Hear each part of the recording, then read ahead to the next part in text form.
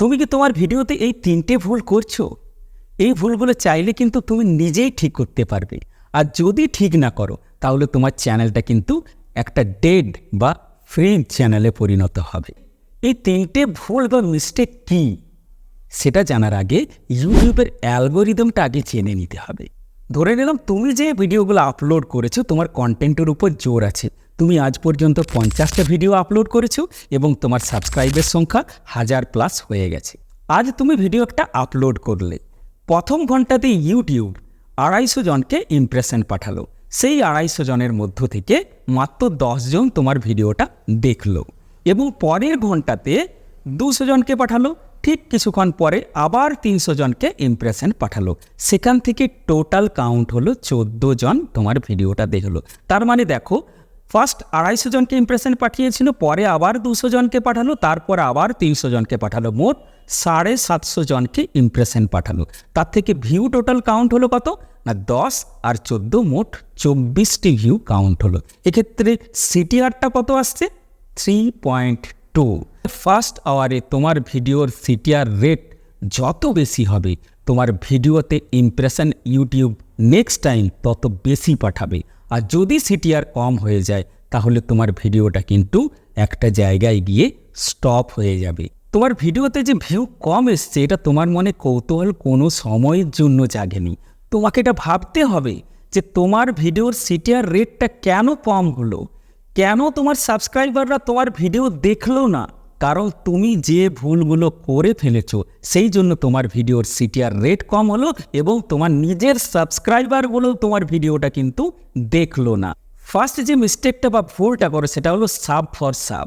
অর্থাৎ তুমি কোনো অন্য ইউটিউবারকে রিকোয়েস্ট করো যে তুমি আমার চ্যানেলটাকে সাবস্ক্রাইব করো, আমি তোমার চ্যানেলটাকে সাবস্ক্রাইব করব।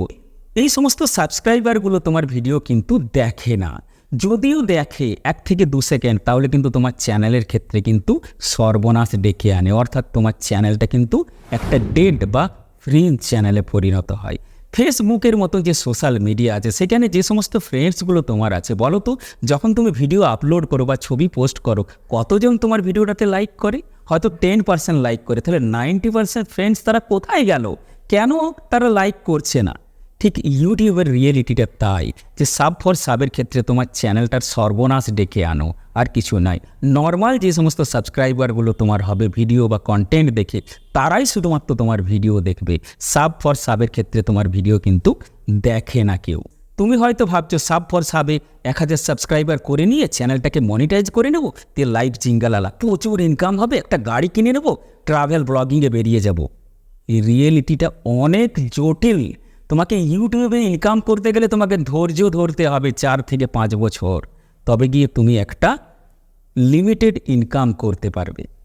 সেকেন্ড মিস্টেকটা হলো থাম্বনেলের চড়চড়ি। তো কেন থাম্বনেলের চড়চড়ি বলছি? থাম্বনেলে এত কিছু টেক্সট লিখে দাও অনেকে যাতে অডিয়েন্স যখন সেই থাম্বনেলটা দেখে থাম্বনেলের টপিকটা কি বুঝতেই পারে না। আমাদের ব্রেন কোনো একটা কন্টেন্টের উপর যখন দেখে তখন সেইটা পড়তে মাত্র 4 সেকেন্ড সময় পায়। সেই 4 সেকেন্ডের মধ্যে কিন্তু সে সেটাকে দেখে নিয়ে ভিডিওটা দেখতে শুরু করে। তার মানে 4 সেকেন্ডে তোমাদের থাম্বনেলটা এমন তৈরি করতে হবে যার মধ্যে রাগ থাকতে পারে, ভয় থাকতে পারে, কিউরিসিটি থাকতে পারে।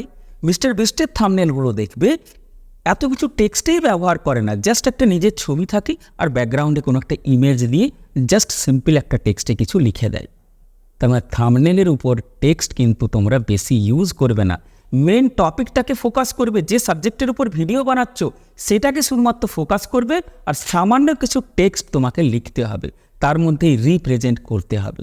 তার মানে থাম্বনেলে তোমাকে 3টে জিনিস মনে রাখতে হবে, টেক্সট কম ইউজ করতে হবে, কিউরিসিটি নিয়ে আসতে হবে, আর মেন সাবজেক্ট বা টপিকটাকে ফোকাস করতে হবে যাতে অডিয়েন্স 4 সেকেন্ডের মধ্যে তোমার টপিকটা বুঝতে পারে এবং ভিডিওটাতে ক্লিক করে।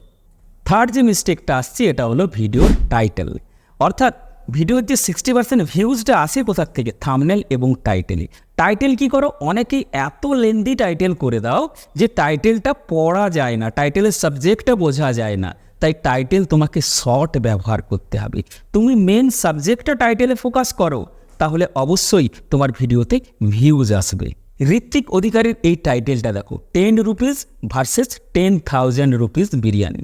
তোমার মনে একটা প্রশ্ন আসবে যে ভাই 10 টাকার বিরিয়ানি কে দেয় বা 10,000-এর বিরিয়ানি কিভাবে তৈরি হয়, কোথায় তৈরি হয়, একটা কিউরিসিটি তোমার মধ্যে নিয়ে আসতে পারে একটা টাইটেলের মাধ্যমে। তো টাইটেল তোমাকে শর্ট ব্যবহার করতে হবে, লেন্দি ব্যবহার করা চলবে না।